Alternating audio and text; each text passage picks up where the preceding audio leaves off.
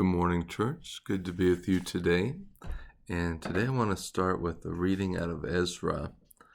He is getting ready to come back with some of the exiles. He's been given a blessing by King Artaxerxes, who we heard about in the book of Esther. That's why we went there, kind of locate this in time. So about the time that Esther is queen, then the exiles are being sent back. And he says, I proclaimed a fast by the Ahava River so that we might humble ourselves before our God and ask him for a safe journey for us, our dependents, and all our possessions.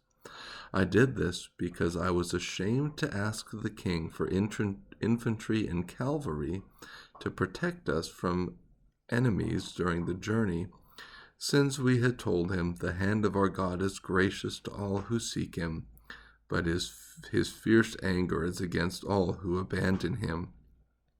So we fasted and pleaded with our God about this, and he was receptive to our prayer. I just love what he says. We chose to fast and pray because I was ashamed to ask for support, because I bragged on our God and said how good and powerful he was.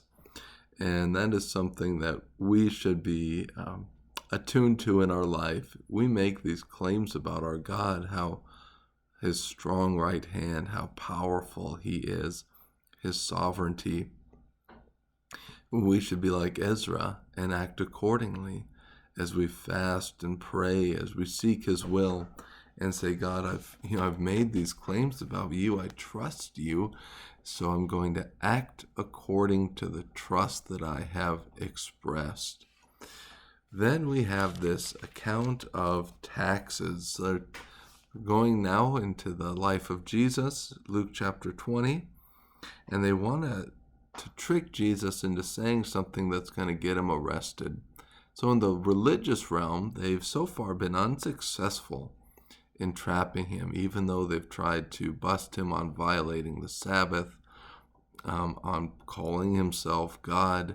He always escapes. A miraculous escape in that he just walks through whatever crowd or people are trying to get him.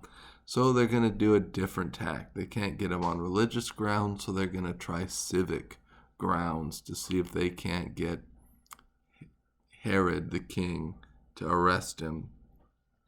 So they watched him closely and sent spies who pretended to be righteous, so they could catch him in what he said to hand him over to the governor's rule and authority. They questioned him, Teacher, we know that you speak and teach correctly and don't show partiality, but teach truthfully the way of God. Is it lawful for us to pay taxes to Caesar or not? But detecting their craftiness, he said to them, Show me a denarius. Whose image and inscription does it have? Caesar's, they said. Well then, he told them, give to Caesar the things that are Caesar's, and to God the things that are God's. They were not able to catch him in what he said in public, and being amazed at his answer, they became silent. I've read this account many, many times, and it clicked with me what Jesus was talking about, and I got kind of excited, so I'd like to share with you. And we have this coin that has the image bearer of Caesar. And so Jesus says it is his image, so give it to him. And if we think back to Genesis, what is humanity?